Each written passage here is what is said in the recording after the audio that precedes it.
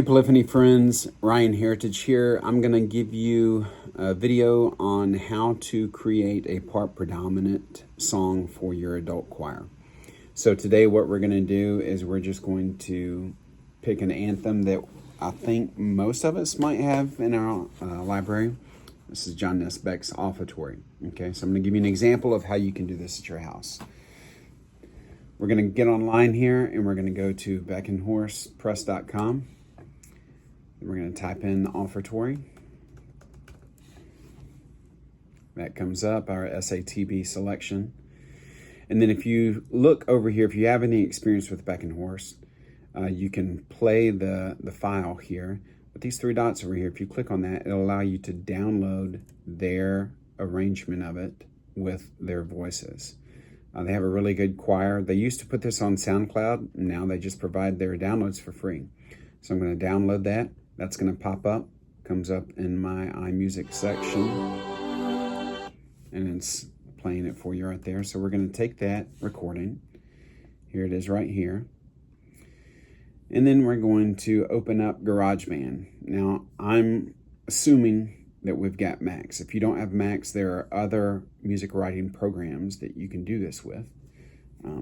But for us, we're going to use GarageBand. Pop this open. It's going to ask us, would you like to write a new song, essentially. Actually, this is the previous one. Let's open a new one. So we've got an empty project here. Yes, choose empty project. All right, what would you like to record this with? MIDI, microphone, guitar, drummer, all of that. We're going to use audio and keep this recording. Use microphone set. All right, so now we've got our first track here at the top of the page. So we're going to take the offertory from our music section, slide it in here. Now we're going to start working with GarageBand. We're going to center this over here to the very first measure. This right here is a metronome, and then this is counting your 4 beats. So we're just going to click these off because that's going to get in the way of our audio. Then we're going to create 4 different tracks. So let's title this main here. Offertory, if I could spell correct, main. All right.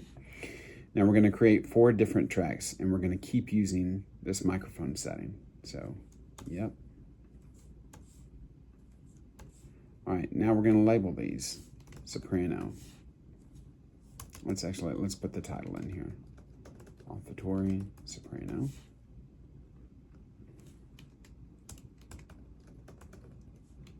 Alto, tenor. If you select a piece that has 2 parts for different sections, you could do bass 1, bass 2, tenor 1, tenor 2, so on. All right, so we've created our tracks here.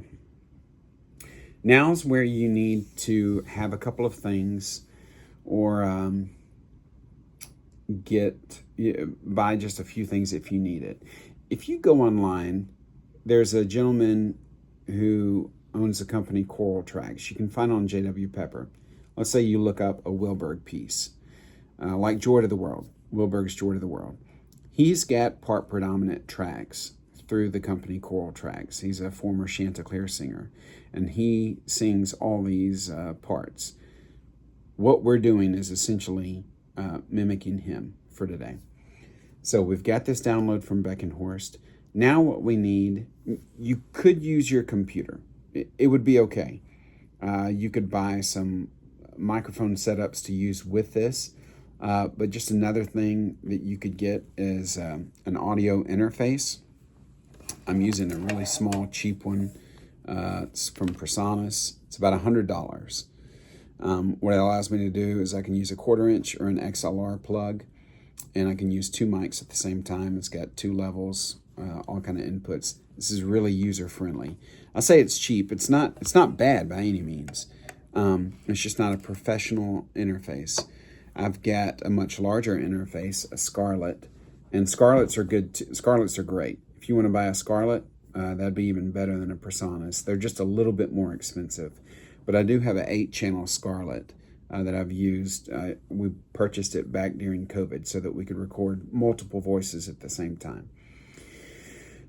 So we take our interface, we have a mic cord, and then you get a microphone. And then you need a good set of headphones as well, because you're going to listen to the main track, and either you or someone else will sing the audio in this. All right, so here I've got my sections lined out. What I would do then is come up here to Preferences, and I'm going to need to plug in my headphones just so that it will register them. I'm going to click over here on Audio MIDI, and my output device is external headphones. That's going to be what I'm listening to. The input device is going to be how is the audio being put in, right? So we're going to use our, let's see, is it in here? No, I disconnected it. It would help if it was connected.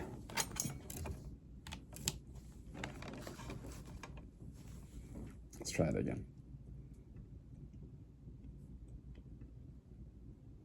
All right, output device is still going to be external headphones. Input device is going to be my audio box USB 96. That's this PreSonus audio interface, all right? So now, let's click on the bass part here. This button is for your monitor, so it's registering what my microphone is picking up. So when I tap on this mic, you'll see it comes up. Now, I would put my headphones on and hit the record button and start playing this audio.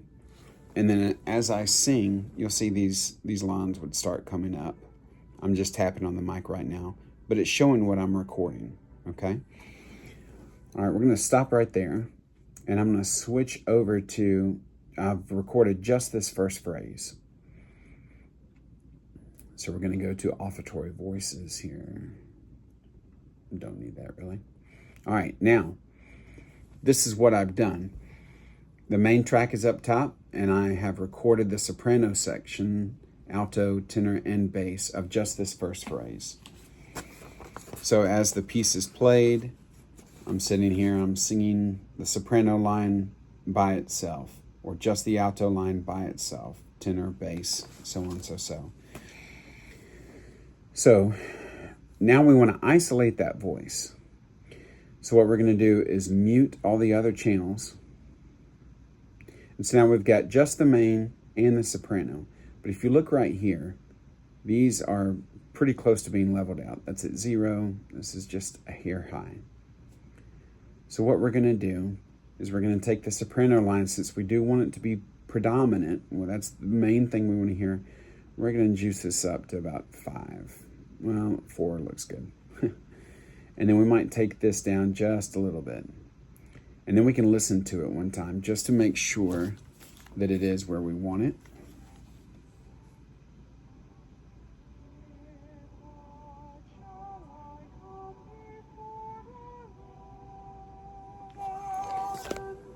It's a little high. It's a little too much soprano. So let's back it down to 2.5. Okay. Also, you can watch these lines. The more these lines are spread up and down is going to be the more volume that you have. So you can see the bass section is pretty low in volume. Tenor's a little bit higher, alto and soprano is higher. But compare that to the main track audio. All right, so now we've got the level set. We're going to share this song to music, used to be iTunes. And we're going to call it Offertory Soprano. We're going to hit share.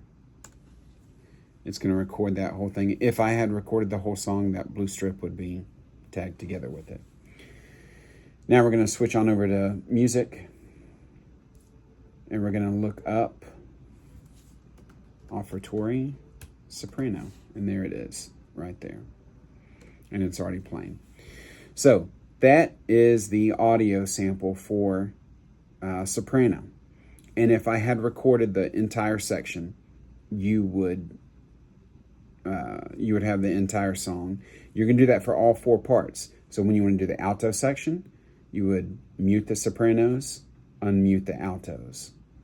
and then hit share again, song to music, title it alto or offertory alto, and then follow that same pattern with tenors and then with bass as well. It's important, I believe, when you're making a part predominant piece for your choir to listen to, send the performance track also, especially if it's from a choir like Beck and Horse, or if you find a good choir on YouTube, a good choral setting on YouTube. Make sure they know what it should sound like in a performance setting, not just their own part. But one thing that is so essential with part predominant is, yes, it gives them the correct pitch, as long as your singer, whether that's you or someone else that you have asked to come in and sing for you, is singing the correct pitch, rhythm, tempo, if meter changes at all, diction, emphasis of the diction, also dynamics. All of those things you just don't get. You don't get the full package if you're just playing piano pitches or notes like that. So part predominant is very helpful. I use this with my choir. You could use Google, like a Google Dropbox, not Dropbox, but Google Files or anything like that. I use Dropbox with my choir. So when I do that, one more step to this. So we've created this section. Okay, so I'm going to show you how I do it with Dropbox. So I come back on here and I open up my Dropbox account, and then I have a section for my folders. It's adult choir parts, and within that one folder that says adult choir parts, I have them broken out of altos, basses, sopranos. It does it alphabetically. So altos, basses, sopranos, tenors, and I also have a select Christmas ensemble. So then I open up, I've done the soprano section. I've done the soprano version of that offertory piece. So then I open up my soprano folder, and then I just drag and drop into that Dropbox account. And the good thing about this is all of my sopranos, all of my singers, they know where the main folder is, and they know where their folder is. So I send everybody the main. That way they can switch back and forth between their section and maybe if they're part of the ensemble, a select ensemble. And they only have to have one link. I make that link available through email, but we also have a private group on Facebook for just adult choir singers. And I post to that regularly. And especially on a Sunday where we've got a difficult song coming up, I will send the link to that song on the Dropbox just as a reminder and say, hey, make sure that you listen to this before Wednesday night or Sunday before we sing it. So this has done more things that I ever could have anticipated. Yes, it's made them be able to learn the piece faster. It's definitely boosted their confidence, but it has, you could say like it's made them dependent on it, but really it's their best tool for practicing. And I see that. But, you know, they get 10 minutes with me one night, 10 to 15 minutes a night, once a week. But they can listen to the song multiple times. So by the time they get to those 10, 15 minutes, you're really making music with a majority of the choir if they've done their homework. And a lot of them do their homework because they want to sing good. They want to refine their sacrifice. And that's what this is all about. So I hope you've enjoyed this video.